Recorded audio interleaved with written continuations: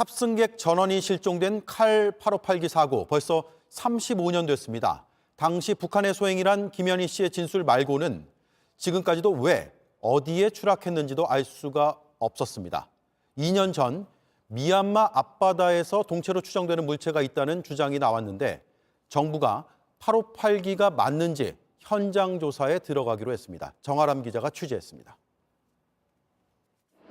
1987년 11월 29일 이라크 바그다드에서 출발해 서울로 가던 칼 858기. 인도양 상공에서 사라져 승객과 승무원 115명이 모두 실종됐지만 유해나 유품이 전혀 발견되지 않았습니다.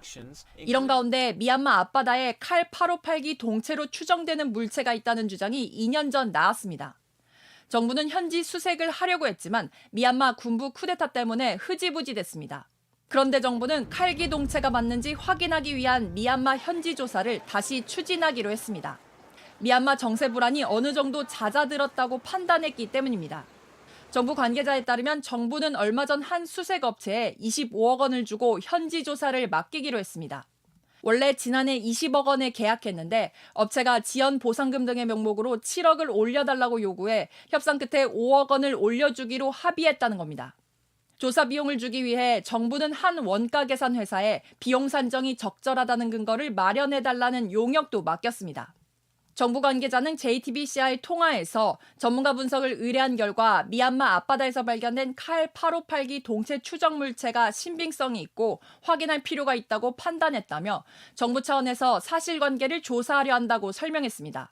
이어 지난해부터 현지 조사를 준비하고 있으며 미얀마 정부와 협의가 완료되는 대로 현지 조사를 진행할 예정이라고 밝혔습니다. 유족들은 이번 조사가 35년간 풀리지 않았던 사고 원인을 밝혀낼 단초가 될 걸로 기대합니다. 한순간도 행복하고 즐겁기가 어려운 그런 여건에서 34년을 보냈는데 이제 찾을 수 있어야죠. 이제는 마침표를 찍어야 될 것 같아요. 동체라는 게 확인되면 왜 추락했는지 조사해봐야 합니다. 다만 전문가들은 유해를 수습하기 쉽지 않을 수 있다고 봅니다. 너무 오래돼서요. 백골도 많이 붕괴되거나 훼손됐을 거라고 보여지고요. 유해가 있기는 굉장히 어려울 것으로 판단되어집니다. JTBC 정아람입니다.